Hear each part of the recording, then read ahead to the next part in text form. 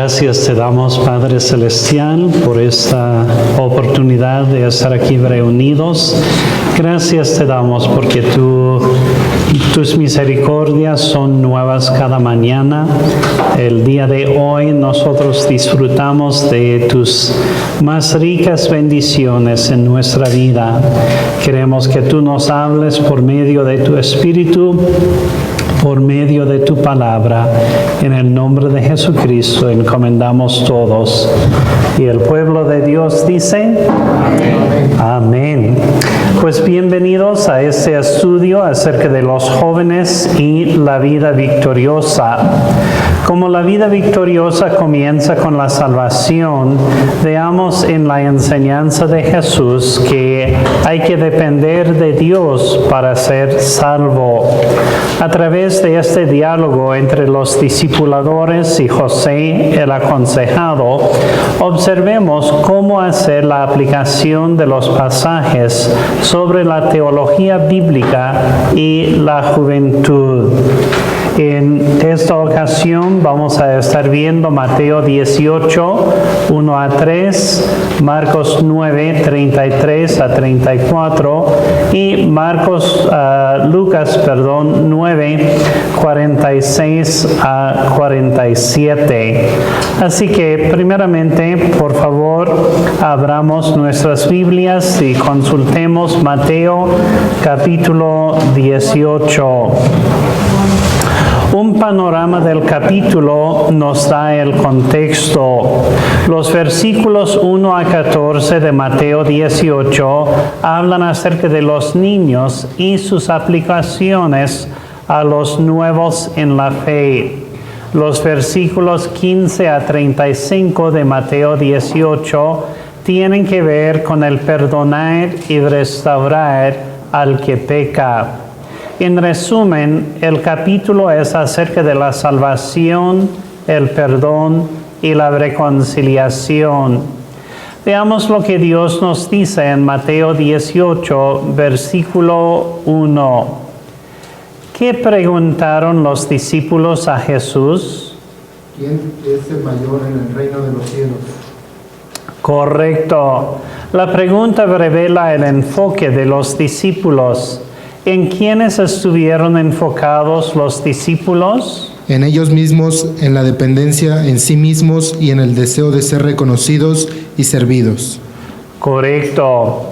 Fue un enfoque totalmente contrario a lo que Jesús repetidamente les había enseñado y ejemplificado. Según el contexto de los capítulos antes del capítulo 18, Jesús acaba de anunciar su muerte al final de Mateo capítulo 16 y en la primera parte de Mateo 17 se registra la transfiguración de Jesús que ocurrió unos 4 meses antes de su muerte. Las acciones partidistas de los discípulos demostraron cuán poco ellos entendían la inminente muerte del Señor o su significado para ellos y para toda la humanidad.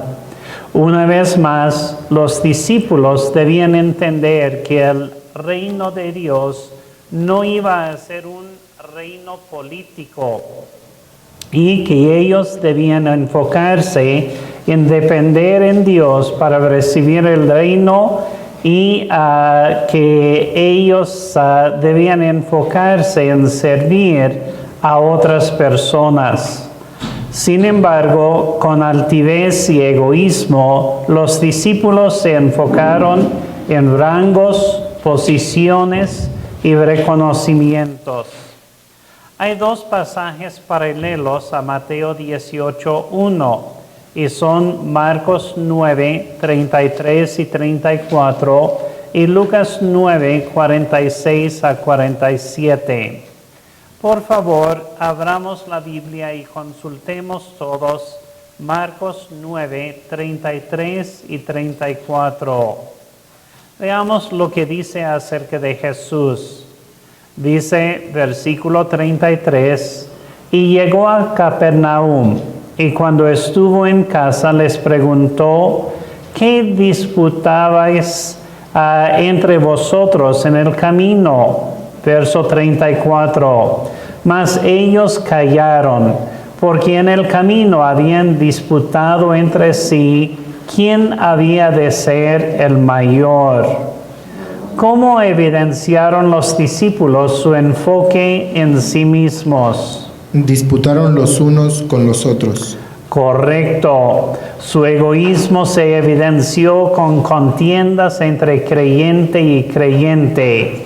Los discípulos sabían que su enfoque era incorrecto porque querían encubrir lo que estuvieron pensando y hablando.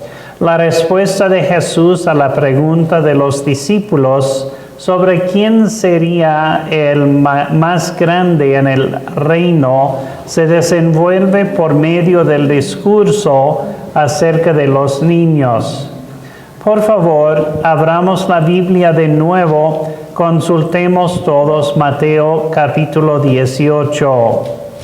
Veamos la primera parte de la respuesta de Jesús en Mateo 18, 2 y 3. Según Mateo 18, 2, ¿qué hizo Jesús antes de decir nada? Llamó Jesús a un niño y lo puso en medio de ellos. Así es. Los discípulos estuvieron mirando el uno al otro para ver a quién Jesús calificaría como el mayor. Pero Jesús los dejó por completo y llamó a un niño. Jesús puso al niño en medio de los discípulos para enseñarles acerca del niño y acerca de niños como él. Luego Mateo 18, versículo 3, registra las palabras de Jesús. Y dijo, de cierto os digo, que si no os volvéis y os hacéis como niños, no entraréis en el reino de los cielos. ¿Cuál tema aborda Jesús? En vez de hablarles inmediatamente sobre quién es el mayor, Jesús habla acerca de quién puede entrar en el reino de los cielos. Así es. Para ser salvo, los adultos deben arrepentirse y abandonar la dependencia en sí mismos y hacerse como niños. Los niños dependen de otro para todo. Todo lo que el niño recibe, comida, ropa, techo, enseñanza, lo recibe de otro gratuitamente. Sin embargo, este atributo natural en el niño no le da la salvación. Puede proveer un terreno fértil en el cual la fe podrá crecer, pero de ninguna manera equivale a la salvación. Debemos guiar la dependencia natural del niño para que dependa del Señor Jesús para su salvación. También el joven y el adulto tienen que comprender su incapacidad personal y su absoluta dependencia del Señor para tener la salvación y la vida victoriosa. Ahora, a manera de reflexión en oración, vamos a responder a estas preguntas. ¿Abandonas el enfoque egoísta en rangos, posiciones y reconocimientos? También, ¿pones tu absoluta dependencia en el Señor para tener la salvación y la vida victoriosa? Oremos. Padre Celestial, nos ponemos delante de ti en este momento. Tú nos has hablado por medio de tu palabra y nosotros en muchas ocasiones podemos ser tentados, al igual que los discípulos, a poner nuestro enfoque egoísta en rangos, posiciones y reconocimientos. Pero el día de hoy, Señor, entendemos de que lo que debemos hacer es poner nuestra dependencia absoluta en el Señor para tener la salvación y la vida victoriosa. Encomendamos nuestras vidas en tus manos para que tú hagas la obra. En el nombre de Jesucristo. Amén.